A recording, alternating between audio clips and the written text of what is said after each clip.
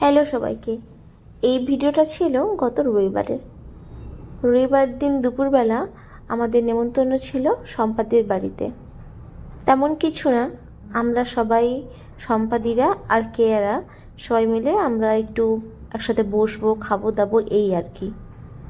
তো ভেবেইছিলাম আমি একটু তাড়াতাড়ি আসবো, যেহেতু সম্পাদিরও দুটো বাচ্চা রয়েছে, যদি একটু হেল্প করা যায়।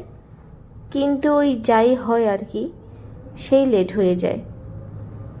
তবুও আমি আমার মেয়েকে নিয়ে একটু আগে চলে এসেছিলাম, যেহেতু একই সোসাইটিতে আমরা থাকি। আর স্পর্শ বাবা পরে আসছিল। আমি এসে দেখি সম্পাদির রান্না বান্না পুরো কমপ্লিট, কেয়ারাও এসে গেছে, সব কিছু একদম রেডি। শুধু স্পর্শ বাবা আসছিল না। তো যাই হোক, এরকম মাঝে মাঝে সবাই মিলে বসে, নিচে বসে অবশ্যই, মাঝখানে সব কিছু রেখে সবাই একসাথে নিয়ে খেতে বেশ ভালো লাগে, সাথে গল্প তো রয়েছে। সেইভাবে আমরাও বসে গেছি, একদম নিচে সবাই মিলে বসে গেছি।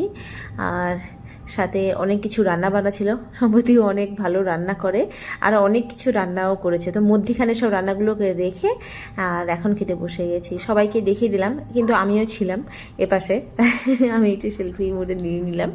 তো যাই হোক, খাওয়া দাওয়ার পরে এখানে স্পর্শ আর রুশিতা আঁকছিল, আর দাদা আবার এখানে অনেকগুলো ফল কেটেছিল, যার অর্ধেক তো খাওয়া হয়ে গেছে, ওই প্লেটেরগুলো সব শেষ হয়ে গেছে, এই প্লেটেরগুলো বাকি ছিল। নিজেকে এই জীবন কেন এত রং বদলায়।